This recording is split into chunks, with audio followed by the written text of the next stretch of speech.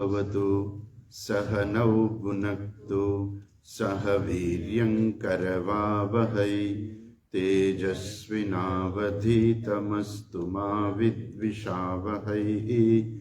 ॐ शान्ति शान्ति शान्तिः। श्रुतिस्मृतिपुराणानाम् आलयं करुणालयं नमामि भगवत्पादं शङ्करं लोकशङ्करं शङ्करं शङ्कराचार्यं केशवं बादरायणं सूत्रभाष्यकृतौ वन्दे भगवन्तौ पुनः पुनः। ईश्वरो गुरुरात्मेति मूर्तिभेदविभागिने व्योमवद्व्याप्तदेहाय दक्षिणामूर्तये नमः। सच्चिदानन्दरूपाय विश्वोत्पत्त्यादिहेतवे तापत्रयविनाशाय श्रीकृष्णाय वयं नुमः। यं प्रव्रजन्तमनुपेतमपेतकृत्यं द्वैपायनो विरहकातर आजुहाव पुत्रेति तन्मयतया तरवोऽभिनेन्दुः तं सर्वभूतहृदयं मुनिमानतोऽस्मि। जन्माद्यस्य यदोन्वयादितरतः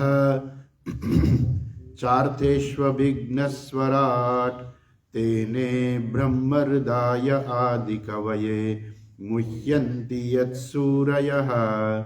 तेजो वारिमृदां यथा विनिमयः यत्र त्रिसर्गो मृषा धाम्ना स्वेन सदा निरस्तकुहकं सत्यं परं धीमहि।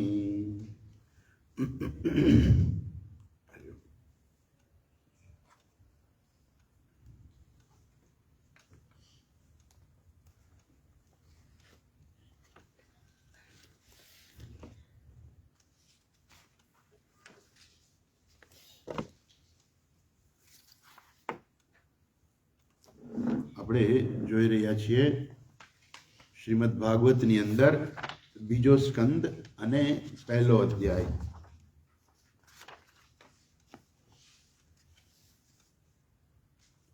તમારે પેજ નંબર 158 ઉપર.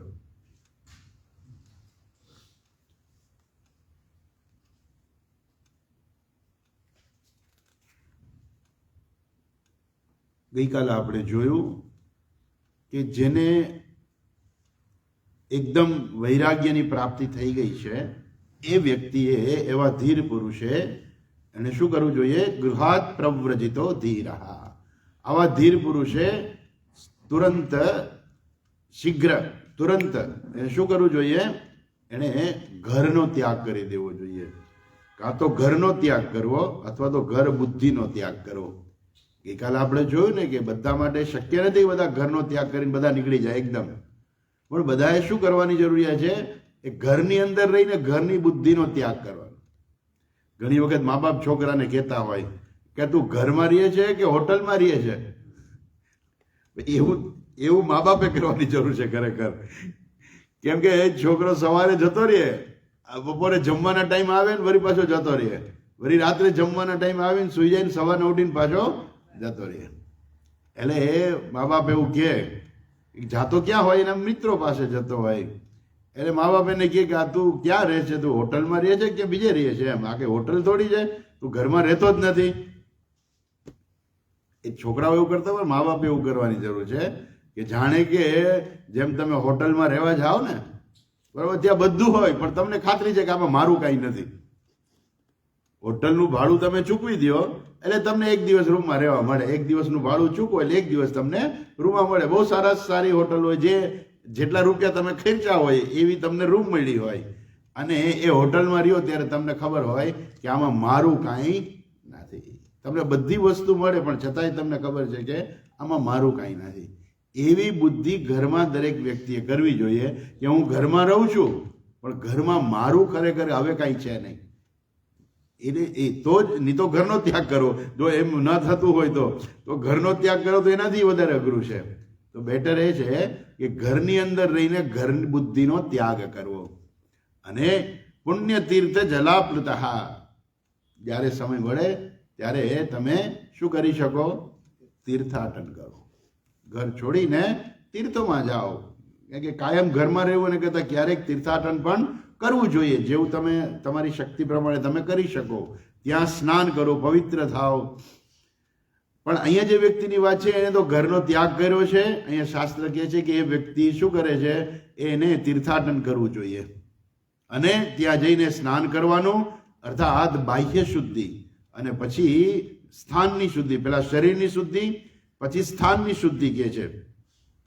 શુચો વિવિક્ત આસીન, એટલે પવિત્ર દેશમાં અને ત્યાં એને યોગ્ય આસન. કેવું આસન? વિધિવત કલ્પિત આસને.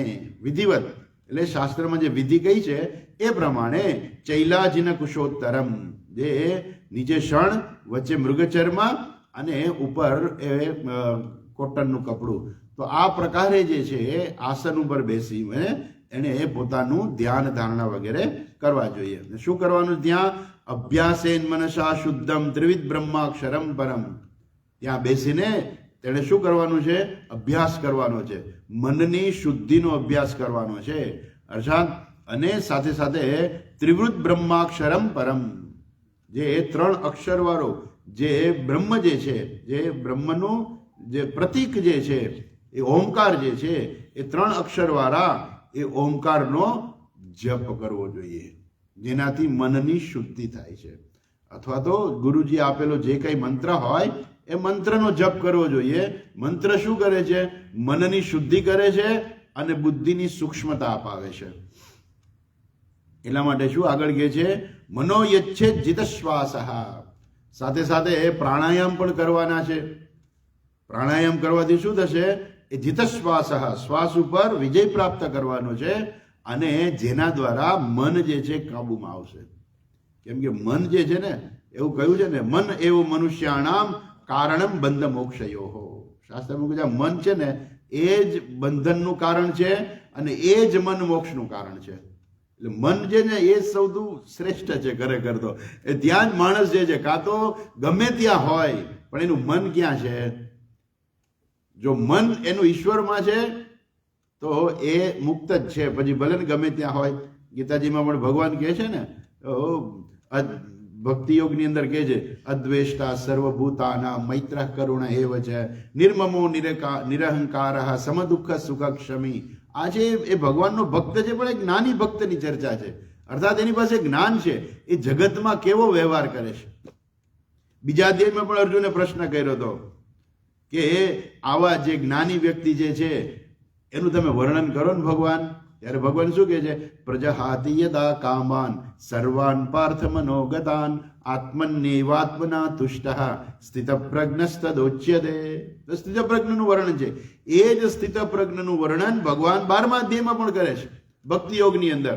પણ લોકોને એમ લાગે કે ભગવાનના ભક્તની ચર્ચા છે, પણ એ જ્ઞાની ભક્તની ચર્ચા છે. અર્થાત એ જ જ્ઞાની ભક્ત છે અને એનું શું છે? અદ્વેષ્ટા સર્વ. કેટલું સરસ વર્ણન છે 12મા અધ્યાયની અંદર, ભગવદ્ ગીતાની અંદર. તો એ જે વ્યક્તિ જે છે જ્ઞાની થયા પછી ગમે ત્યાં રહીએ, એનું મન ક્યાં છે? જો ઈશ્વરમાં છે તો એને મોક્ષ પ્રાપ્ત કરી લીધો છે. અને જો ઈશ્વરમાં નથી રહેતું તો હજુ મનને એને કેળવવાની જરૂરિયાત છે. એટલે મનો યચ્છે જીત શ્વાસ. પ્રાણાયામ દ્વારા મન ઉપર સંયમન કરવાનું અને પ્રાણાયામ કરી અને પ્રાણ ઉપર પણ, શ્વાસ ઉપર પણ વિજય પ્રાપ્ત કરવાનો અને મન ઉપર કે યચ્છેદ જે છે બેને લાગુ પડે. જીત શ્વાસ. જીત શ્વાસ એટલે શું? જેણે શ્વાસ ઉપર વિજય પ્રાપ્ત કર્યો છે. મનો યચ્છેદ એટલે મન ઉપર પણ વિજય પ્રાપ્ત કરવાનો છે. અને સાથે સાથે બ્રહ્મ બીજમ વિસ્મરમ, ઓમકારનો જે જપ જે છે એનું વિસ્મરણ કરવાનું નથી. આ બધું કરવાનું છે. મન બુદ્ધિ ઉપર નિયંત્રણ કરવાનું છે, પણ ખાલી બેસીને નથી કરવાનું. એ મંત્ર જપ છે ચાલુ રાખવાનો છે. અચ્છા, પછી ગઈકાલે આપણે વિશેષ જોયું નિયચ્છેદ વિષયેભ્યો ક્ષાન મનસા બુદ્ધિ સારથિ મનઃ કર્મ વિરાક્ષિપ્તમ શુભાર્થે ધારયે દિયા.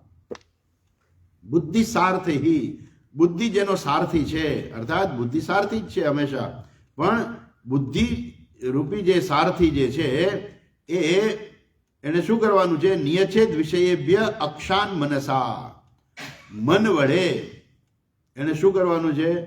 ઇન્દ્રિયોને વિષયોમાંથી પાછી ખેંચવાની છે. કે બુદ્ધિ જે છે એના દ્વારા મનનું નિયંત્રણ થશે અને મન દ્વારા ઇન્દ્રિયોનું નિયંત્રણ થશે. ગઈકાલે આપણે જોયું ને, બુદ્ધિમ તુ સારથિમ વિદ્ધિ મનઃ પ્રગ્રહવાન નરઃ ઇન્દ્રિયેભ્ય પરાહ્યર્થઃ. પેલું આત્માનમ રથિનમ વિદ્ધિ શરીરમ રથમેવતુ. આત્મા જે છે રથનો સ્વામી છે, શરીરમ રથમેવતુ, શરીર રથ છે. બુદ્ધિમ તુ સારથિમ વિદ્ધિ મનઃ પ્રગ્રહવાન મનઃ, એટલે મન જે છે એ લગામ છે, ઇન્દ્રિયો જે ઘોડા છે. એટલે ઘોડા જે છે એનું નિયંત્રણ કોના દ્વારા થાય? લગામ દ્વારા થાય. એટલે લગામ જે છે એ બુદ્ધિ બરાબર લગામ પકડી રાખે તો એ આમ તો નિયંત્રણ બુદ્ધિ જ કરે છે, પણ બુદ્ધિના હાથમાં લગામ હોવી જોઈએ. એટલે બુદ્ધિ પાસે મન હોવું જોઈએ અને એ મન દ્વારા ઇન્દ્રિયો ઉપર સંયમન. એટલે શું છે કે મન જે છે ઇન્દ્રિયોને ઉપર કાબુ રાખે. મનઃ કર્માભિરાક્ષિપ્તમ શુભાર્થે ધારયે દિયા. એ મન વડે ઇન્દ્રિયો ઉપર સંયમન. અને એ શું કે છે કે કેવું મન છે? કર્માભિરાક્ષિતમ. એ મન એવું છે કે જે કર્મ વડે વિક્ષિપ્ત થઈ ગયું છે. લોકો ઝાઝા કામ કરે ને એટલે મન પછી સ્થિર ના રહે, એટલે પેલા શાંતિથી બેસવું પડે. ઘણી વાર હોય ને લોકો બહાર જાય ને પછી આપણે બધે ટેવ છે કે કોઈના ઘરે પણ તમે જાઓ ને તો સૌથી પહેલા પેલા પાણી આપે તમને. બેસો ને પાણી આપે, તરત જ પાણી. એ શું બતાવે છે કે જે માણસ બહારથી આવ્યો હોય, દોડાદોડી કર્યો હોય, જે કર્મ કરેલું હોય, એક દોડવું, ચાલવું ને બધું, ચડવું ને બધું કર્મ જ છે ને કંઈ. એટલે જેમાં શરીરનું હલનચલન થયું હોય, કર્મ કરેલું હોય, એને કારણે મન વિક્ષિપ્ત થાય. એટલે પહેલા વહેલા એને બેસાડે, શાંતિથી પાણી પાય કે મન શાંત થાય, પછી એને જે કેવું છે એ કહે.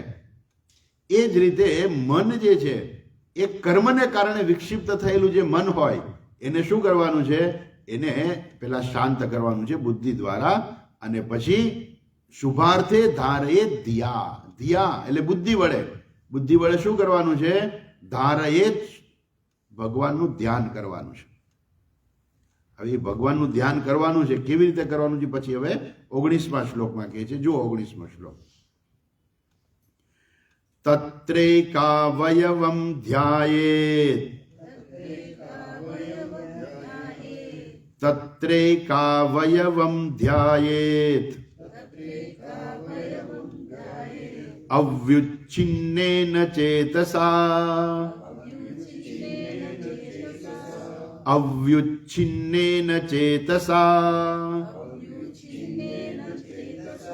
મનો નિર્વિષયં યુક્ત્વા, મનો નિર્વિષયં યુક્ત્વા તતઃ કિંચન ન સ્મરેત, તતઃ કિંચન ન સ્મરેત પદમ તત્પરમં વિષ્ણોઃ, પદમ તત્પરમં વિષ્ણોઃ મનો યત્ર પ્રસીદતિ, મનો યત્ર પ્રસીદતિ તત્ર તત્ર એક અવયવમ ધ્યાયેત અવ્યુચ્છિન્નેન ચેતસા. હવે ભગવાનનું ધ્યાન કરવાનું છે. તો અહીંયા શું કહે છે? ભગવાનનું ધ્યાન કરતી વખતે શું કરવાનું છે? ભગવાનના કોઈ એક અવયવનું ધ્યાન કરવાનું છે. તમને ભગવાનનું મુખ ગમતું હોય તો ભગવાનના મુખારવિંદનું ધ્યાન કરો. તમને ભગવાનના ચરણ ગમતા હોય તો ભગવાનના ચરણોનું ધ્યાન કરો. કોઈ પણ એક અવયવનું ધ્યાન કરવાનું છે. અચ્છા, તત્ર એક અવયવમ ધ્યાયેત અવ્યુચ્છિન્નેન ચેતસા. અવ્યુચ્છિન્નેન ચેતસા અર્થાત એમાં એ જે ધ્યાન કરતી વખતે એમાં અવ્યુચ્છિન્ન અર્થાત એમાં મન ક્યાંય બીજે ના જવું જોઈએ, અર્થાત બીજું કઈ ધ્યાન ન કરવું. અવ્યુચ્છિન્ન અર્થાત મનમાં જે છે કઈ બીજા વિચારો ના કરવા. જો વિચારો આવે તો ફરી પાછું મનને ત્યાં જ લગાડી દેવું. એટલે એ મન જાય કદાચ તો પણ પાછું લઈ આવીને એમાં જ મનને લગાડવું. તો એ કેવી રીતે થાય? મનો નિર્વિષયમ યુક્ત્વા. મન જે છે એને નિર્વિષયમ, મનને નિર્વિષય કરી દેવું. નિર્વિષય કરવું એટલે શું? મારે કાંઈ જોઈતું નથી. એવી સતત માણસની મનમાં જો ભાવના હોય કે મારે કાંઈ જોઈતું નથી, તો મન જે છે કેવું કહેવાય? એ નિર્વિષય થયું કહેવાય. કે એમ મન જે છે નિર્વિષય ના થઈ શકે, પણ મારે કાંઈ જોઈતું નથી એવી ભાવના હોય ને તો ધીરે ધીરે મન જે છે ને એ પછી શાંત થાય. સાવ મનમાં નિર્વિષયમ કરવું એટલે શું? મારે કોઈ વિષયો જગતના નથી જોઈતા. જે કઈ જગતના વિષયો છે, આ પાંચેય ઇન્દ્રિયોના જે 5 વિષયો જે છે, મને એમાં ક્યાંય રસ નથી. મને કોઈ ખાવા પીવામાં રસ નથી, મને કોઈ સંગીત સાંભળવામાં રસ નથી, મને સ્વાદ લેવામાં કઈ રસ નથી, મને બીજી કોઈ જગ્યાએ જગતના કોઈ વિષયોમાં મને રસ નથી. મારે કોઈ જોઈતું નથી. મારે ઈશ્વરની પ્રાપ્તિ કરવી છે, માટે મારે કોઈ વિષયો જોતા જ નથી. આ પ્રકારે મનને નિર્વિષયમ યુક્ત્વા, મનને નિર્વિષયમ કરીને તતઃ કિંચન ન સ્મરેત. પછી હવે એક બીજું સ્ટેપ આવે છે કે પછી બીજું કાંઈ સ્મરણ ના કરવું. એટલે એક તો ભગવાનના ચરણોનું છે કે ભગવાનના મુખારવિંદનું છે કે કોઈ એક અવયવનું કરવું, પણ ત્યાર પછી એક બીજું પગથિયું શું આવે છે? પછી બીજું કાંઈ ચિંતન ના કરવું.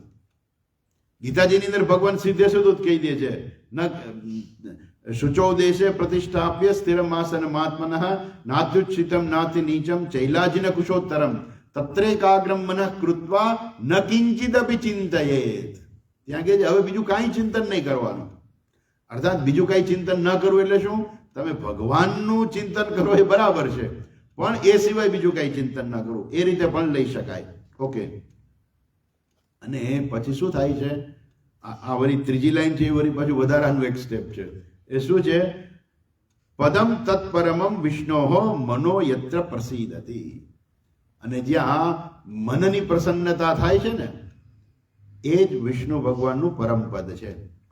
કે આ શબ્દ છે ને બહુ અઘરો છે આમ કહીએ તો, કારણ કે આપણે ચર્ચા કંઈક બીજી ચાલે છે અને અહીંયા ચર્ચા ચાલે છે ભગવાનનું ધ્યાન કરવાની, અને ધ્યાનમાંથી સીધું તદ વિષ્ણોઃ પરમમ પદમ આવી ગયું. પદમ તત્પરમમ વિષ્ણોઃ મનો યત્ર પ્રસીદતિ. જ્યાં મનની પ્રસન્નતા છે, જ્યાંનું પ્રસાદ મન જે પ્રસન્ન જે છે, એ મનની પ્રસન્નતા છે ને, ખરેખર એ જ જાણે કે ભગવાનનું પરમધામ છે. એટલે શું? મનની પ્રસન્નતા એટલે શું? આપણે પોતાના સાચા સ્વરૂપમાં જ્યારે પ્રાપ્ત કરીએ ને, ત્યારે આપણું મન સહજ રીતે પ્રસન્ન રહે. અત્યારે શું હોય? અત્યારે મનને પ્રસન્ન કરવા માટે કંઈક પદાર્થની જરૂરિયાત છે. કંઈક એવી વસ્તુ મળે ને એટલે મન પ્રસન્ન થાય. કોઈ કે આવો જમવા, લાડવા ખાવા આવો. હા, મન પ્રસન્ન થયું. કેમ? લાડવા ખાવા છે એટલે મનની પ્રસન્નતા થાય. પણ એ મનની પ્રસન્નતા કોના ઉપર આધારિત છે? લાડવા ઉપર આધારિત છે. બરાબર ને? ચાલો તમને ફરવા લઈ જઈએ. હા, ફરવા જવું છે ને, મન પ્રસન્ન થયું. બાળકોને જોજો તમે, બહાર જવું છે ને તો એકદમ તૈયાર થઈ જશે. કેમ કે એને મજા આવે છે બહાર ફરવામાં. એમ મનને કંઈક જોઈએ છે. એટલે મનને પેલા શું ટેવ પડી છે? મનને જગતના પદાર્થોથી પ્રસન્ન થવાની ટેવ પડી ગઈ હતી. પોતાની ઈચ્છિત વસ્તુ મળે તો મજા આવી ગઈ, મન પ્રસન્ન. પણ એ થોડીક વારમાં પછી પ્રસન્નતા જતી રહે. હવે જ્યારે પોતાના આત્મ સ્વરૂપની પ્રાપ્તિ થાય છે, ત્યારે મનની જે પ્રસન્નતા છે એ પોતાના સાચા સ્વરૂપને કારણે છે. અને એ જ ખરેખર વિષ્ણોઃ પરમમ પદમ કહ્યું છે. વિષ્ણુ ભગવાનનું પરમ પદ એટલે નહીં કે ભગવાન જ્યાં રહે છે એ તમે વિષ્ણુ લોક કયો કે ગોલોક કયો, જે શબ્દ જે વાપરો હોય તો વાપરો, પણ એ માણસના મનમાં એવી ભાવના ઊભી કરે છે કે ગોલોક વૃંદાવન ક્યાંક ઉપર છે.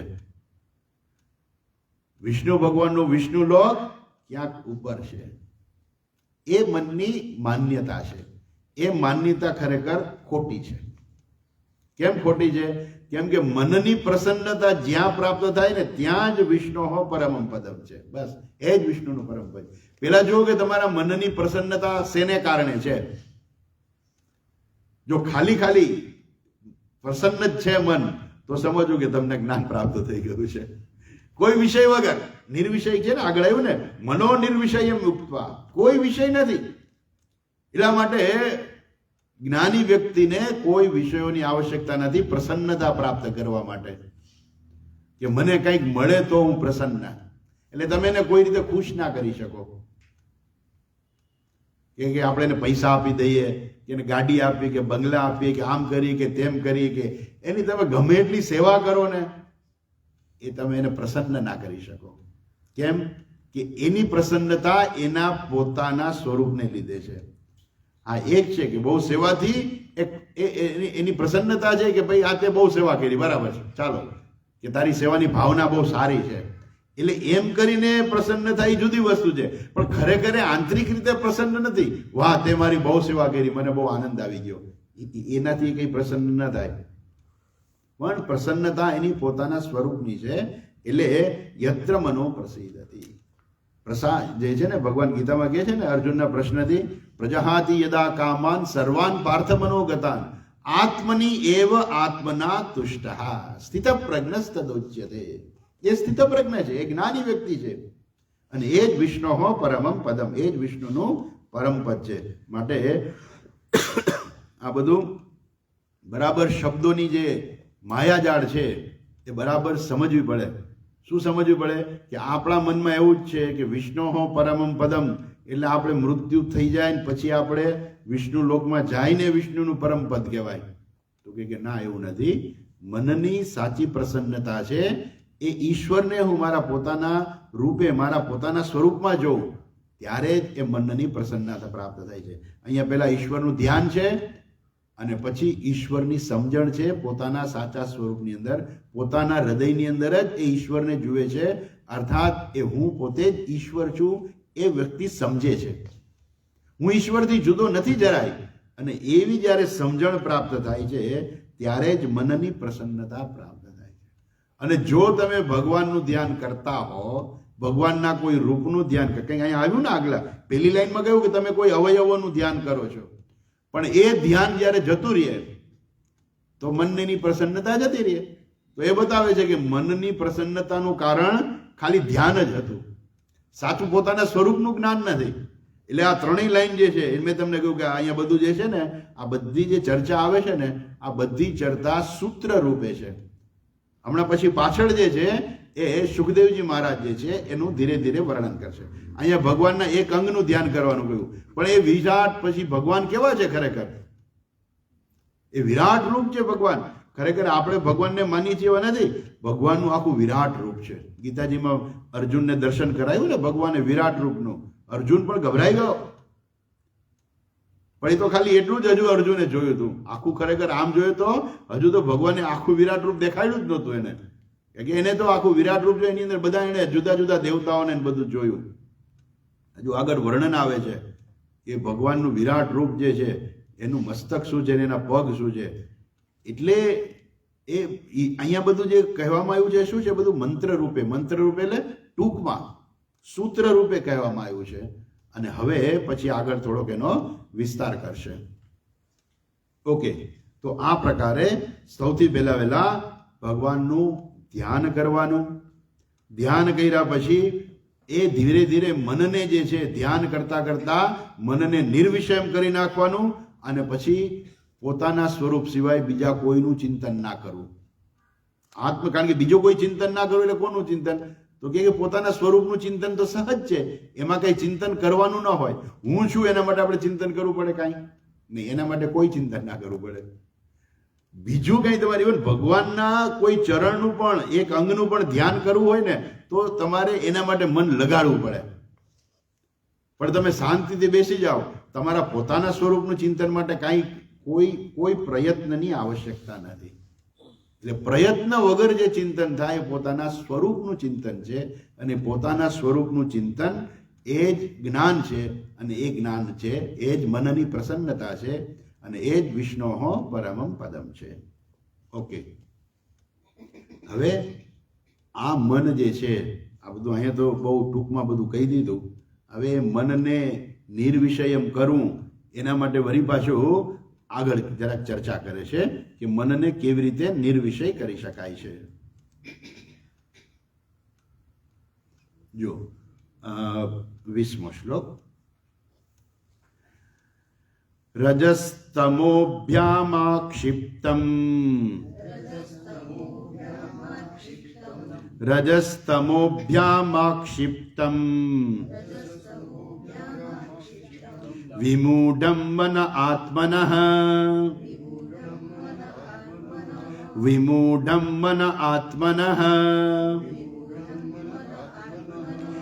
યચ્છેદ્ધારણયા ધીરઃ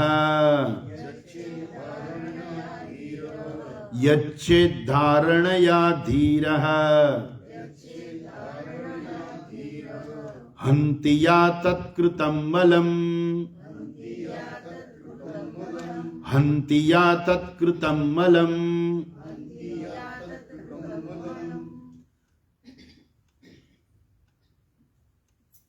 તત્કૃતમ મલમ હંતિ.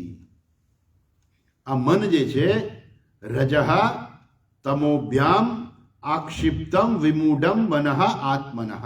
આત્મનઃ મનઃ, આપણું પોતાનું જે મન જે છે, આત્મન એટલે આત્માનું મન નહીં, ખરેખર આત્મનઃ મનઃ એટલે આત્માનું મન નહીં, કેમ કે આત્મામાં મન નથી, પણ આત્મનઃ એટલે પોતાનું, આપણું પોતાનું જે મન જે છે એ કેવું છે?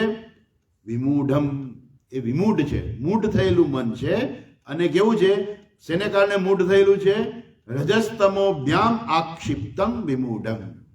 રજોગુણ અને તમોગુણને લીધે. આ ત્રણ ગુણને તમે બહુ સારી રીતે જાણો છો, સત્વગુણ, રજોગુણ અને તમોગુણ. આ સત્વગુણ જે છે ને એ જ્ઞાન તરફ લઈ જાય, રજોગુણ છે ને માણસને કર્મ તરફ લઈ જાય, અને તમોગુણ જે છે એ આળસ, નિંદ્રા, પ્રમાદ તરફ લઈ જાય. એટલે આ બે લોકોમાં બહુ સહજ હોય છે. રજોગુણ ને તમોગુણ બહુ સહજ હોય છે. સત્વગુણમાં જરાક સ્થિર થવું એ જરાક અઘરું હોય છે. એ સત્વગુણનું દર્શન તમને રોજ સવારે થાય, તમે રોજ સવારે સ્નાન કરો, તમને સૌથી પહેલા એમ લાગે કે ચાલો ભગવાનનું ધ્યાન કરીએ, પૂજા કરીએ, માળા કરીએ, દીવો કરીએ. સવારના પરમાં તરત જ એમ લાગે. સવારના પરમાં કોઈ તમને કે હાલો આપણે દોડાદોડી કરવી, તો કે પછી કરશું. સવારના પરમાં ઉઠીને પહેલા ભગવાનનું નામ લેવું છે. એ શું છે? સત્વગુણની પ્રધાનતા સવારે સૂચવે છે. પછી 10-11 વાગે તમને કોઈ બેસે કે હવે બેસો માળા કરવા, તો 10-11 વાગે તમે માળા ના કરી શકો, સિવાય કે તમે રોજનો અભ્યાસ હોય તો જુદી વસ્તુ છે. બાકી એ સામાન્ય રીતે માણસ 10-11 વાગે એ રજોગુણની પ્રધાનતા છે.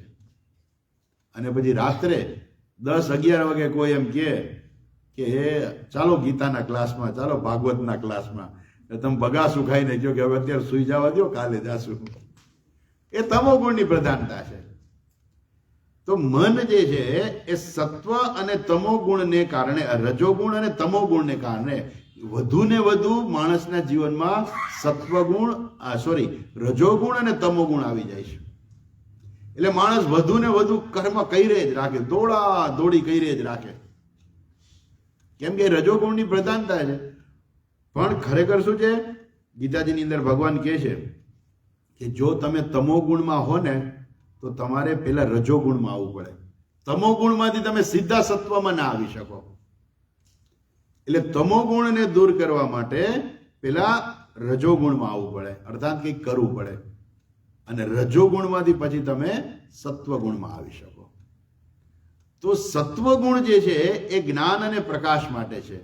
રજોગુણ છે માણસ પાસે કર્મ કરાવે છે, અને તમોગુણ છે આળસ, પ્રમાદ, નિદ્રા છે.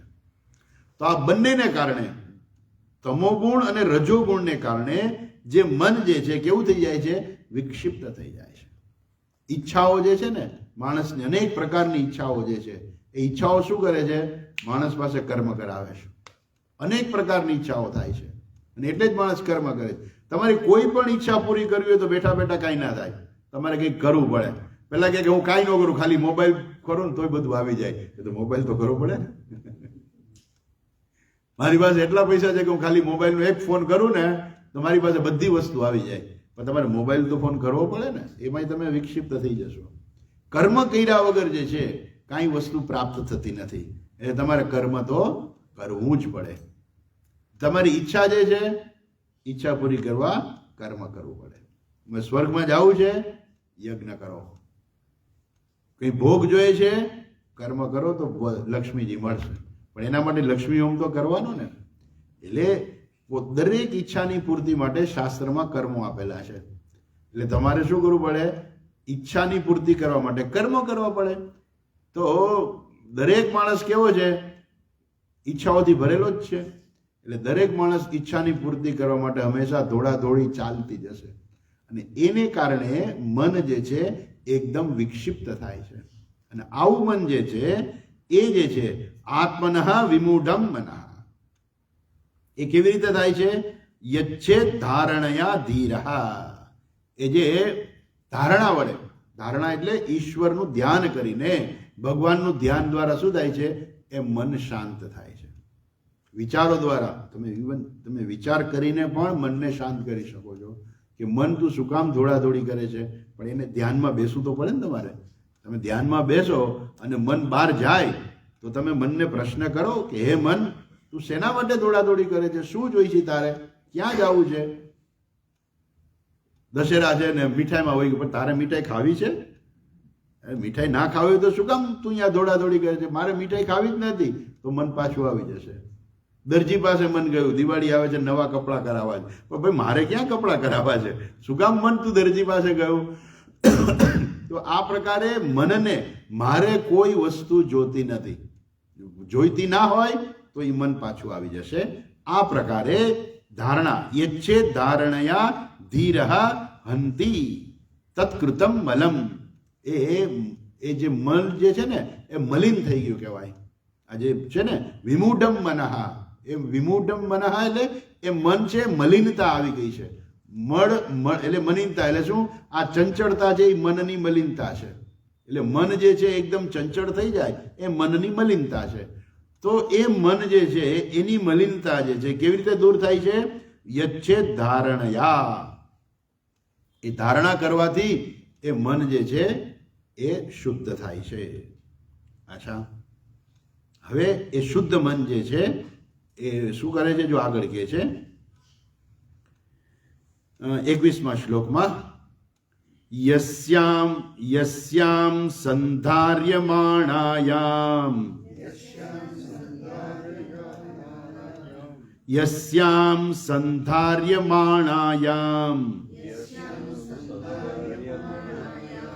યોગિનો ભક્તિલક્ષણઃ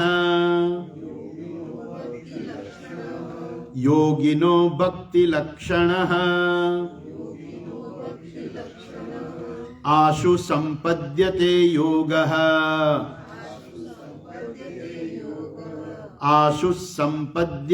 યોગઃ આશ્રયં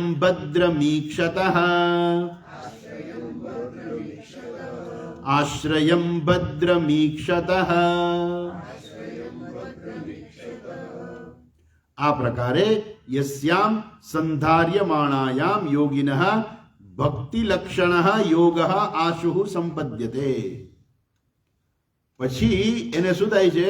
આ ભક્તિ લક્ષણ વાળો જે યોગ જે છે, અર્થાત ભક્તિ જેનું લક્ષણ જે છે એ જે યોગ જે છે એને તરત જ પ્રાપ્ત થાય છે. ભગવાનનું ધ્યાન કરે છે, મનને વિષયોમાંથી પાછું વાળે છે, શાંતિથી બેસે છે. અને અહીંયા તો જે ચર્ચા આપણે કરી ને આગળ, એ તો કયા વ્યક્તિની ચર્ચા કરીએ છીએ? કે જેણે ઘરનો ત્યાગ કર્યો છે, જેણે તીર્થાટન કરેલું છે, શરીરની શુદ્ધિ કરેલી છે, એકાંત સ્થાનમાં એ વ્યક્તિ બેઠી છે અને એ ભગવાનનું ધ્યાન કરે છે. આવી જે વ્યક્તિ જે છે એને યોગ ભક્તિ લક્ષણ યોગ સંપદ, એને તરત જ ઝડપથી, બહુ ઝડપથી એને ભક્તિ લક્ષણ વાળો જે યોગ જે છે એને જલ્દી પ્રાપ્ત થાય છે. એ કોને આશ્રયમ છે? ભદ્રમીક્ષતઃ. ભદ્રમ અર્થાત ભગવાનનું ધ્યાન. ભદ્રમ એટલે સારી વસ્તુનું ધ્યાન. ભદ્રમ એટલે કલ્યાણ, પોતાનું કલ્યાણ શેમાં જે છે એ ભદ્રમ ઈક્ષતઃ, એ પોતાનું કલ્યાણ શેમાં છે? ભગવાનનું ધ્યાન કરવામાં જ મારું કલ્યાણ છે એવો વ્યક્તિ ભદ્રમ ઈક્ષતઃ, એ યોગી આશુ સંપદ્યતે ભક્તિ લક્ષણ યોગ, એ ભક્તિ લક્ષણ વાળો યોગ જે છે એ જલ્દી પ્રાપ્ત કરે છે. જલ્દી કોને કહેવાય? નજીક કોને કહેવાય? ગઈકાલે આપણે જોયું હતું કે નજીક સાપેક્ષિત શબ્દ છે. એમ આશુ એટલે બહુ જલ્દી. બહુ જલ્દી કોને કહેવાય? એ પણ સાપેક્ષિત શબ્દ છે. એ જેવું એની મનની શુદ્ધિ થશે, હૃદયની શુદ્ધિ થશે, મનની શુદ્ધિ થશે અને એને કારણે ભગવાનનું ધ્યાન કરશે, એને કારણે શું થશે? ભગવાનની કૃપા એની ઉપર પ્રાપ્ત થશે અને ભક્તિ લક્ષણ યોગ, અર્થાત એને જ્ઞાન પ્રાપ્ત થશે. કેમ કે ભક્તિ એટલે કઈ ભક્તિ? હવે એ આર્ત બનશે. હવે એને આર્ત બનવાનું છે? હવે એને આર્ત નથી બનવાનું. તો આર્ત નથી બનવાનું તો એને અર્થાર્થી બનવાનું છે. એમાંથી આર્ત અને અર્થાર્થીમાંથી તો એની મુક્તિ થઈ ગઈ છે. હવે તો જિજ્ઞાસુ છે, કાં તો એને યોગ્ય ગુરુની પ્રાપ્તિ થશે અથવા તો એને જ્ઞાનની પ્રાપ્તિ થશે. આશુ તરત જ પ્રાપ્ત થશે, અર્થાત બહુ જલ્દી એને યોગ્ય ગુરુ પણ મળશે અને એને જ્ઞાનની પ્રાપ્તિ થશે અને વ્યક્તિ મોક્ષને પ્રાપ્ત કરશે. એટલે ભક્તિ લક્ષણ યોગ એને જલ્દી પ્રાપ્ત થશે. જ્ઞાનરૂપી જે ભક્તિ જે છે એને બહુ ઝડપથી પ્રાપ્ત થશે. હવે આવું તો કહી દીધું, પણ હવે પરીક્ષિત રાજાને પ્રશ્ન થાય છે કે આ બધું તમે કહી તો દીધું, પણ હવે ભગવાનની ધારણા કરવી, તો ભગવાનની ધારણા કેવી રીતે કરવી? એ ભગવાન કેવા છે એની ચર્ચા કરે છે. જુઓ 22મો શ્લોક. રાજોવાચ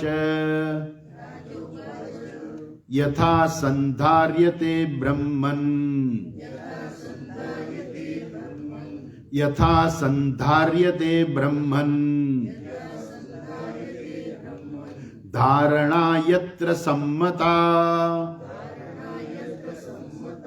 ધારણા યત્ર સમ્મતા યાદૃશી વાહરે દાશુ, યાદૃશી વાહરે દાશુ પુરુષસ્ય મનોમલમ, પુરુષસ્ય મનોમલમ.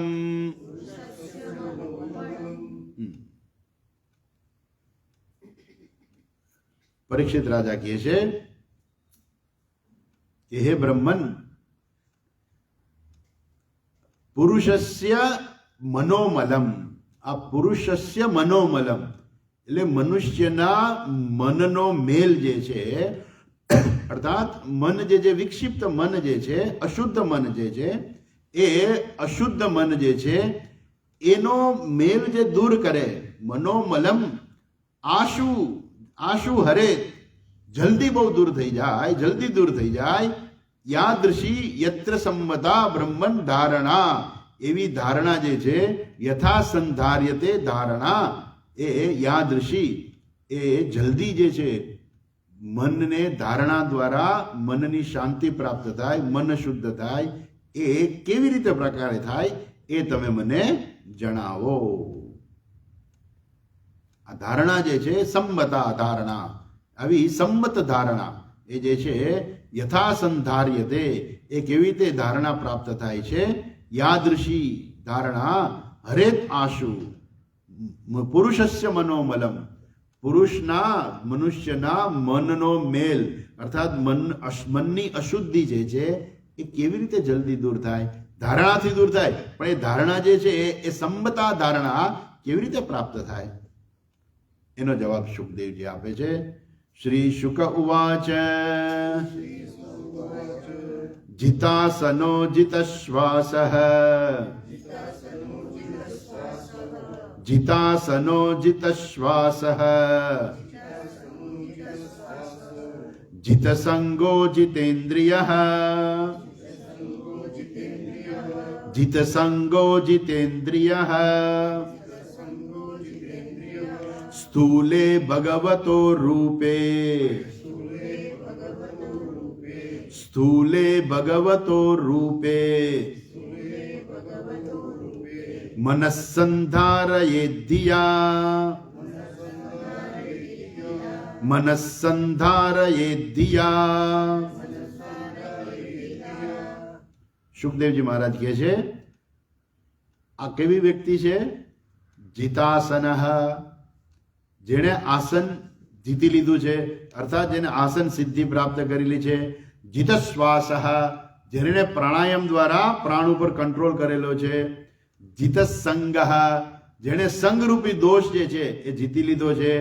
જીતેન્દ્રિય, અને જેણે ઇન્દ્રિયો ઉપર વિજય પ્રાપ્ત કર્યો છે. આવી વ્યક્તિ. અહીંયા શું કે છે?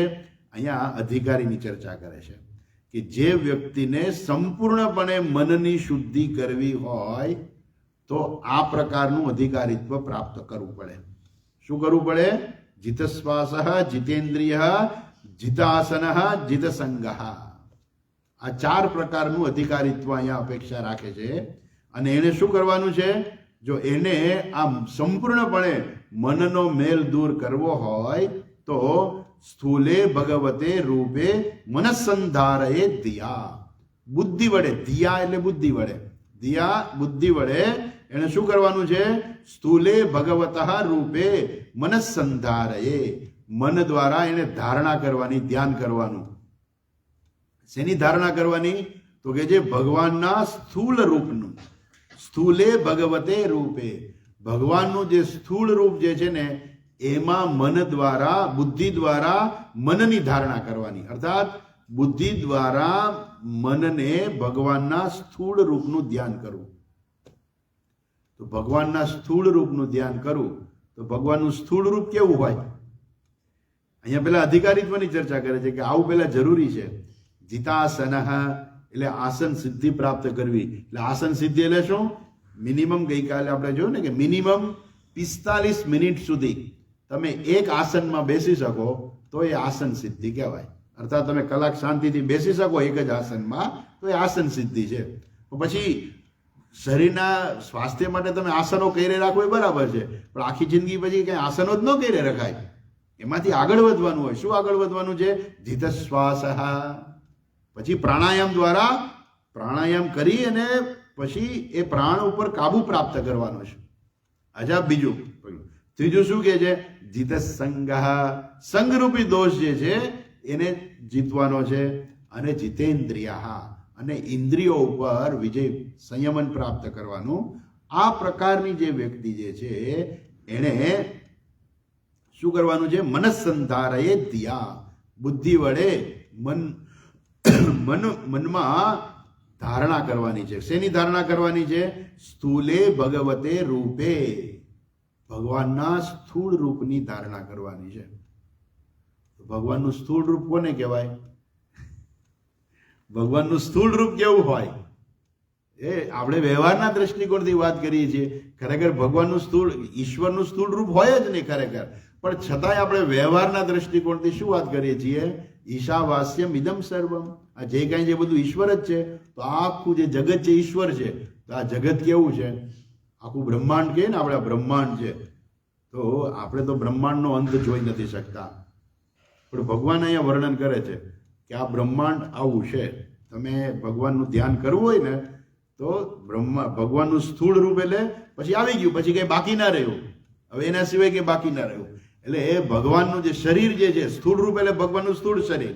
તો સ્થૂળ શરીર હોય એટલે એમાં શું હોય? ભગવાનનું માથું હોય ને. સ્થૂળ શરીર હોય તો માથું હોય, છાતી હોય, પગ હોય, પગના તળિયા હોય, બધું હોય ને. પગના પંજા હોય, ગોઠણ હોય, બધું હોય. તો આખું એ વિશ્વ જે છે ઈશ્વરનું જ સ્થૂળ રૂપ છે. તો એમાં કયા પ્રકારે ધારણા કરવી? કયા પ્રકારે વિશ્વરૂપની ધારણા કરવી? ઈશ્વરના વિશ્વરૂપની ધારણા કરવી એ આગળ કહે છે. એટલે કહે છે કે અહીંયા આ વ્યક્તિએ શું કરવાનું છે? જીતશ્વાસ, જીતાસન, જીતશ્વાસ, જીતસંગ, જીતેન્દ્રિય. આ વ્યક્તિએ સ્થૂલે ભગવતે રૂપે, ભગવાનના સ્થૂળ રૂપનું ધ્યાન કરવાનું છે. કયા સ્થૂળ રૂપનું? જે ભગવાને વિશેષ રૂપે ધારણ કરેલું છે. આગળના શ્લોકમાં કહે છે, જો 24મો શ્લોક. વિશેષસ્તસ્ય દેહોયમ વિશેષસ્તસ્ય દેહોયમ સ્થવિષ્ઠશ્ચ સ્થવીયસામ સ્થવિષ્ઠશ્ચ સ્થવીયસામ યત્રેદં દૃશ્યતે વિશ્વમ યત્રેદં દૃશ્યતે વિશ્વમ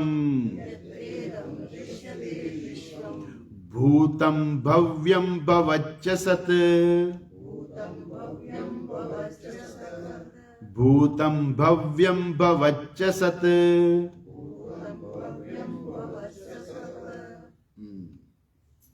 આ જગત આખું કેવું છે? જે પહેલા હતું, અત્યારે છે અને ભવિષ્યમાં જે રહેવાનું છે એ આખું જગત. ભૂતમ વિશ્વમ ભૂતમ ભવ્યમ ભવચ્ચ સત. સત એટલે શું? જેને આપણે જોઈ શકીએ છીએ. એ સત પરમાત્માના દૃષ્ટિકોણથી સત શબ્દ નથી અહીંયા. સત એટલે જેને આપણે જોઈ શકીએ છીએ. કારણ કે ભગવાનનું સ્થૂળ રૂપ છે ને, ભગવાનનું સ્થૂળ રૂપ છે એ આપણે તમે જોઈ શકો, તમે અનુભવી શકો, પણ ભગવાનના સાચા સ્વરૂપનો અનુભવ ના થાય. એટલે એ બે વસ્તુ છે ને. આપણે કોઈ માણસને જોઈ શકીએ પણ એનો આત્માને આપણે ના જોઈ શકીએ. બરાબર ને? એ રીતે જાણે કે અહીંયા શું કહેવા માંગે છે કે આ ભગવાનનું, જેમ આપણે કે છગનભાઈ, તો છગનભાઈનું શરીર જે છે તો આપણે છગનભાઈને એક શરીર જોઈએ, એમ ભગવાન, તો અહીંયા ભગવાનના શરીરની કલ્પના છે કે આખું ભગવાનનું શરીર છે અને એમાં કલ્પના કરેલી છે. એ કલ્પનાના કંઈક કારણો છે કે ભાઈ આવી કલ્પના શું કામ કરેલી છે, તો એના કંઈક કારણો છે અને એ કારણોને આધારે આખું ભગવાનનું વિરાટ રૂપ જે છે એ કલ્પના કરવામાં આવે છે. જે પહેલા હતું, જે અત્યારે છે ને ભવિષ્યમાં રહેવાનું છે. અત્યારે તો આપણે આ જગત જોઈ રહ્યા છીએ ને, તો એ જગત જે છે એ ખરેખર ઈશ્વર જ છે ને આપણે એ ભગવાનની અંદર છીએ. ઈશ્વરના વિરાટ રૂપની અંદર આપણે અંદર રહેલા છીએ. કેમ કે ભગવાનનું સ્થૂળ શરીર છે આ, પણ એ સ્થૂળ શરીર એવડું મોટું બધું છે કે એમાં પૃથ્વીની તો કઈ ગણના જ નથી. એમ કઈ તો ચાલે છે, પૃથ્વીની થોડી ઘણી ગણના છે, પણ એ ખાલી માત્ર પૃથ્વી જેમાં નથી આવતી. આ પૃથ્વી તો કેવડી છે તમને ખબર હશે, એ પૃથ્વીનો વ્યાસ કેટલો છે, પૃથ્વી કેવડી છે તમને ખબર છે. પણ અહીંયા કલ્પના કરે છે કે આ ભગવાનનો વિશેષ દેહ છે. સ્થવિષ્ઠ સ્થવીયસામ, એકદમ વિશાળ. સ્થવી અત્યંત વિશાળ જે છે એ જે છે એ કેવું છે? વિશેષસ્તસ્ય સ્થવિષ્ઠસ્ય, એ સ્થૂળ રૂપે એ ભગવાનનો આ વિશાળ દેહ જે છે એ એની કલ્પના છે. કેવો છે જુઓ, એના પછીના શ્લોકમાં કહે છે આંડકોશે શરીરેસ્મિન આંડકોશે શરીરેસ્મિન સપ્તાવરણ સંયુતે સપ્તાવરણ સંયુતે વૈરાજઃ પુરુષો યોસૌ વૈરાજઃ પુરુષો યોસૌ ભગવાન ધારણાશ્રયઃ ભગવાન ધારણાશ્રયઃ. આ ભગવાનની ધારણાનો વિષય છે. અચ્છા, કેવી રીતે ભગવાનની ધારણા છે? તો સૌથી પહેલા કે છે અંડાકાશે શરીરેસ્મિન સપ્ત આવરણ સંયુતે. આ વિરાટ પુરુષ જે છે એના 7 આવરણ કહેવાય છે. સપ્તાવરણ એટલે 7 પ્રકારના આવરણ છે. ઘણી વાર આપણે પંચકોશ કહીએ ને, કે આત્મા જે છે પંચકોશથી ઢંકાયેલો છે. એટલે પછી આમ એનું પાછું ચિત્ર દોરેલું હોય. અન્નમય કોશ, પછી પ્રાણમય કોશ ને મનોમય કોશ ને બધા 5 કોષની ચર્ચા, વિજ્ઞાનમય કોષ ને આનંદમય કોષ. તો આ પ્રકારે 5 કોષની બધી ચર્ચા કરે અને પછી એમ કે એની અંદર પછી આમ અંદર આત્મા દોરેલો હોય, એમ કે આ 5 કોષ છે ને પછી એની અંદર આત્મા છે. ખરેખર એવું નથી. કે એની અંદર આત્મા રહેલો છે. 5 કોષની અંદર આત્મા રહેલો છે એવું નથી. પણ જે વ્યક્તિ પોતાની જાતને શરીર માને છે ને એ સમજવું કે એનો આ અન્નમય કોષ છે. શરીર શું છે? અન્નમય કોષ છે. પણ જે માણસ શરીરને જ આત્મા માની લે એનો અર્થ કે એને અન્નમય કોષનું છેદન નથી કર્યું. પણ જ્યારે માણસ સમજી જાય કે હું શરીર નથી, વાત પૂરી થઈ ગઈ, એનો અન્નમય કોષનું છેદન થઈ ગયું. એમ હું મન નથી એ જ્યારે સમજી જાય એટલે મનોમય કોષનું છેદન થઈ ગયું. હું બુદ્ધિ નથી, વિજ્ઞાનમય કોષનું છેદન થઈ ગયું. અને મને જે સુખનો અનુભવ થાય છે એ સુખ જે છે એ પણ હું નથી, એ હું નથી. એ જ્યારે માણસ સમજી જાય ને, એ તૈત્તરીય ઉપનિષદની બહુ સરસ ચર્ચા છે એની અંદર. અને છેલ્લે કહે છે બ્રહ્મપુચ્છમ પ્રતિષ્ઠા. એ બ્રહ્મપુચ્છમ પ્રતિષ્ઠા, એ જે આનંદ જે છે, આનંદો આનંદમ બ્રહ્મેતિ વિજાનાત આનંદાધ્યૈવ ખલ્વિમાની ભૂતાની જાયન્તે આનંદેન જાતાની જીવંતી આનંદમ પ્રયંતિ સંવિશંતિ. એ બધું છે. છેલ્લે જે પેલી ચર્ચા આવે છે એની અંદર કે છે કે એની 2 પાંખો છે. અને પછી બ્રહ્મપુચ્છમ પ્રતિષ્ઠા, એ બ્રહ્મ જે છે એની પુચ્છ છે. આનંદ જે છે, જે આપણને સુખનો અનુભવ થાય છે ને, સુખ વૃત્તિ જે છે ને, એ પણ બ્રહ્મ નથી, એ પણ વૃત્તિ છે. અને છેલ્લે કહે છે બ્રહ્મપુચ્છમ પ્રતિષ્ઠા. જે બ્રહ્મ જે છે એ એનું પુચ્છ છે, અર્થાત એનાથી ઉપરત છે. કહેવાનો આશય છે. એટલે આ બધી વસ્તુ શું છે કે દરેક વ્યક્તિએ સરખી રીતે સમજવું પડે. ખરેખર આત્મા કોષથી ઢંકાયેલો નથી. ખરેખર એમ અહીંયા વિશ્વ જે અહીંયા સ્થૂળ રૂપે ઈશ્વર જે છે એ ખરેખર એ આ જ ઈશ્વર છે એવું નથી. પણ એ બતાવવા માંગે છે કે જ્યાં છે ને એ બધું ઈશ્વર જ છે. કહેવાનો આશય શું છે કે જે કાંઈ છે ને બધું ઈશ્વર જ છે. એટલે આંડકોશે શરીરેસ્મિન, શું કે છે અહીંયા, આ જે શરીર જે છે, આ જે બ્રહ્માંડ જે છે, એ બ્રહ્માંડ આખા વિરાટ રૂપનું શરીર છે. અને એમાં અસ્મિન સપ્ત આવરણ સંયુક્તમ, એનું 7 પ્રકારનું આવરણ છે. 7 પ્રકારના આવરણ ક્યાં છે? અહીંયા કે છે પૃથ્વી, પંચમહાભૂત છે ને, પૃથ્વી, જળ, વાયુ, તેજ અને આકાશ. આ જે પંચ તત્વો આપણે જે જોઈએ છે ને એ પંચ તત્વ. અને પછી આપણો પોતાનો અહંકાર કે હું જુદો છું, એક અહંકાર. અને ઈશ્વરનું જે છે માયા, એ માયા પ્રકૃતિ.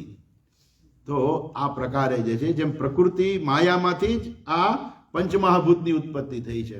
એટલે માયા, પંચમહાભૂત, અહંકાર આપણો, આ બધું શું છે? એ બધું જ જે છે એ સપ્ત આવરણ છે. કેમ સપ્ત આવરણ કહેવામાં આવે છે? શું ખરેખર આવરણ છે? તો કે ના ના, ખરેખર આવરણ નથી. પણ આપણે એવું માનીએ છીએ કે ભગવાન ક્યાંક બેઠો છે, ભગવાન ક્યાંક છે દૂર, માયાથી પણ ઉપર. કે તમારે માયાથી પણ, તમારે પહેલા શું કરવું પડે? માયાથી ઉપર જ થવું પડે. આ જગત છે, આ જગત છે માયા છે, આ જગત છે માયા છે. અને ભગવાન શું છે? ભગવાન તો માયાથી પણ પર છે. એટલે ભગવાન માયાથી પર છે. આ જગત જે છે પંચમહાભૂત છે એ બધું માયામાં બધું આવી ગયું. અને ભગવાન જે છે પંચમહાભૂત જે છે એ માયા છે. આ જગત છે એ માયા છે. ને પછી આપણે કહીએ ભગવાન તો માયાથી પણ પર છે. એટલે ભગવાન ક્યાંક બીજે હશે, માયાથી પર છે. આ જગત છે એ માયા છે. અને પછી પાછા આપણે એમ કહીએ કે બ્રહ્મ સત્યમ જગન મિથ્યા. બ્રહ્મ સત્ય છે અને જગત મિથ્યા છે. જગત મિથ્યા છે એટલે પછી આપણે એમ કહીએ કે આ જગત છે ને આ બધું નકામું જગત છે. આમ પછી એમ નકામું જગત કહીને આપણે બધું જે દેખાય છે ને બધું નકામું કહી દઈએ. તો બધું નકામું નથી ભાઈ. એ બધું જે છે ઈશાવાસ્યમ ઇદમ સર્વમ છે, કે બધું નકામું નથી. પણ નકામું શું કામે છે ખબર છે? કેમ કે માણસને એ વસ્તુની ઈચ્છા થાય છે એટલે. અને એ પોતે ઈચ્છા હંમેશા ક્યારે માણસને થાય ખબર છે? ઈચ્છા ત્યારે જ થાય. તમને કોઈ દી એવી ઈચ્છા થાય છે કે મારે 2 હાથ હોવા જોઈએ? કોઈ દી ઈચ્છા કોઈને થાય છે કે મારે એક માથું હોવું જોઈએ? પેલો માણસ ભગવાનની તપશ્ચર્યા કરે અને પછી ભગવાન પ્રસન્ન થાય. ભગવાન કે માંગ માંગ, તારે શું જોઈએ છે? ભગવાન મને 2 ખભા ઉપર એક માથું દઈ દો. ભગવાન કે તારે માથું તો છે પણ એમાં બુદ્ધિની જરૂરિયાત છે. જે વસ્તુ આપણી પાસે હોય એની આપણે ક્યારેય માંગણી ના કરીએ. એટલે આપણી માંગણી હંમેશા શેની હોય છે ખબર છે? કે જે મારું નથી, મારાથી જુદું છે ને એની જ આપણે માંગણી કરીએ છીએ. અને એટલા માટે આપણે કે આ જગત મિથ્યા છે, જગત ના કામ છે. કેમ કેમ કે આપણે એની માંગણી કરીએ છીએ એટલા માટે થઈ રહે. આપણે જગત આપણાથી જુદું માનીએ છીએ અને એ હું નથી, અને એને પ્રાપ્ત કરવાની મને ઈચ્છા છે. જગતના પદાર્થો પ્રાપ્ત કરવાની મને ઈચ્છા છે અને આપણે એને આપણાથી જુદા માનીએ છીએ પદાર્થોને, અને એટલા માટે જ આપણે કહીએ છીએ કે એ નકામું છે. ખરેખર જગત નકામું નથી. કેમ? જેમ આપણે એમ કહીએ કે ટેબલ જે છે એ મિથ્યા છે, લાકડું સત્ય છે. હવે લાકડાનું ટેબલ જે છે એમાં ટેબલ મિથ્યા છે, લાકડું સત્ય છે, પણ જ્યાં ટેબલ છે ને ત્યાં જ લાકડું છે. એવું નથી કે લાકડું ક્યાંક જુદું છે. એમ જગત મિથ્યા છે, પણ જ્યાં જગત છે ને ત્યાં જ ઈશ્વર છે. એટલે એવું નથી સમજવાનું કે આ જગત છે ને ઈશ્વર ક્યાંક ઉપર બેઠો છે, જગતથી જુદો એવો ઈશ્વર જુદો બેઠો છે. ના, એવું નથી. જ્યાં જગત છે ને ત્યાં જ ઈશ્વર છે. એ જગત મિથ્યા છે. ભગવાન શંકરાચાર્ય કહ્યું ને કે બ્રહ્મ સત્યમ જગન મિથ્યા. બ્રહ્મ સત્ય છે, જગત મિથ્યા છે, પણ જ્યાં મિથ્યા વસ્તુ છે ને ત્યાં જ સત્ય છે. મિથ્યા અને સત્ય બે અલગ અલગ નથી. મિથ્યા તો શું છે? ખાલી નામ અને રૂપ જ છે. ટેબલ છે એ નામ અને રૂપ છે, દરવાજો છે એ નામ અને રૂપ છે, બારી છે નામ રૂપ છે, લાકડું છે એ સત્ય છે. પણ જ્યાં મિથ્યા છે ત્યાં જ સત્ય છે. અને એટલા માટે બહુ લોકો ઘણી વખત બહુ ભૂલ કરે છે કે મિથ્યા એક અલગ છે અને સત્ય એક અલગ છે. એવું નથી. જ્યાં મિથ્યા છે ને ત્યાં જ સત્ય છે. પણ આપણું ધ્યાન હંમેશા મિથ્યા ઉપર હોય છે, સત્ય ઉપર નથી જતું. એટલા માટે કહે છે કે જગત મિથ્યા. કેમ કે આપણું ધ્યાન હંમેશા જગતના પદાર્થો ઉપર છે અને મારે પ્રાપ્ત કરવા છે.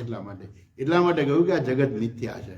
કેમ કે તમારે જે પ્રાપ્ત કરવું છે ને એને તમારી વસ્તુ માનો છો અને એનાથી તમને સુખ મળશે એવું માનો છો. એટલે બાકી ખરેખર તો દરેક વસ્તુ જે છે ને સત્ય જ છે. પણ એ આપણે શું કરીએ છીએ કે આપણે એને જોઈ છે એવું માની છીએ. એટલે પછી શંકરાચાર્ય કહ્યું કે જગત મિથ્યા છે. કેમ કે જગત નામ રૂપ છે એટલા માટે. પણ જ્યાં જગત છે ને ત્યાં જ ઈશ્વર પણ છે. ઈશ્વર જગતથી જુદો નથી.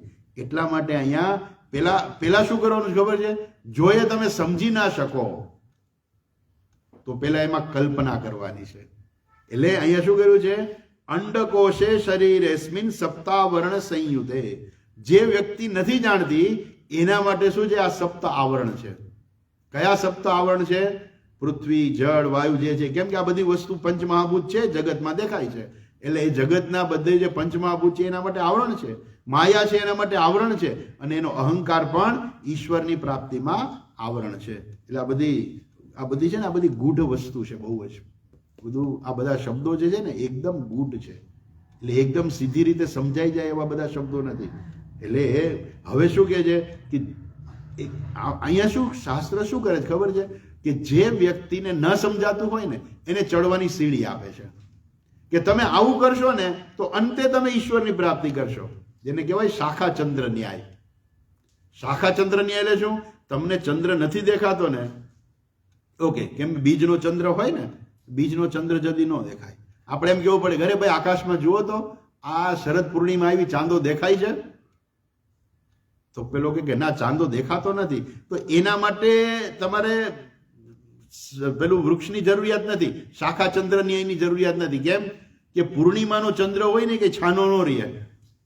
ચંદ્ર નથી દેખાતો એનો અર્થ કે હજુ ચંદ્રનો ઉદય નથી થયો એટલે ચંદ્ર નથી દેખાતો. પણ ચંદ્રનો ઉદય થઈ ગયો છે ને તમને નથી દેખાતો, એવો ચંદ્ર બીજનો ચંદ્ર હોય. અને બીજનો ચંદ્ર જોવા માટે શાખા ચંદ્ર ન્યાય છે કે એક વ્યક્તિને ચંદ્ર દેખાય છે ને બીજા નથી દેખાતો. એટલે પેલો કે ક્યાં છે? તો કે જ્યાં ઉપર દેખાય છે. તો કે ના, મન નથી દેખાતો. તો કે જો ઓલું મકાન દેખાય છે, એની બાજુમાં ઝાડવું દેખાય છે, એ ઝાડવાની જો જમણી બાજુની ડાળી જો અને એ ડાળીમાં ઉપર જો અને એનાથી ઉપર જો, અહીંયા ચંદ્ર છે. હા, હવે દેખાણો. એ શું છે? શાખા ચંદ્ર ન્યાય છે. એટલે ચંદ્ર સીધી રીતે ન દેખાતો હોય તો એને દેખાડવાની એક રીત છે કે આવી રીતે તમે જોઈ શકો. એમ જાણે કે અહીંયા જે છે તમે ઈશ્વરના સાચા સ્વરૂપને જો ન સમજી શકતા હો તો અહીંયા જાણે કે એક રીત આપી છે કે તમે જો આવી રીતે ભગવાનનું ધ્યાન અને ધારણા કરો ને તો એક વખત અવશ્ય તમને ઈશ્વરના સાચા સ્વરૂપનું જ્ઞાન થાય. એટલે શું અહીંયા બતાવે છે? અંડકોશે શરીરેસ્મિન સપ્તાવરણ સંયુતે.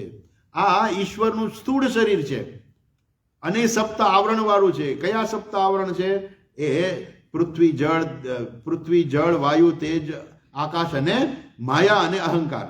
તો આ પ્રકૃતિ અને અહંકાર આ બધું જે છે, આ 7 આવરણ વાળું જે છે એ વિરાટ પુરુષ જે છે એનું શરીર છે. અને એમાં શું કરવાનું છે, આ 7 જે આવરણ જે છે એની અંદર એમાં ભગવાનની ધારણા કરવાની છે.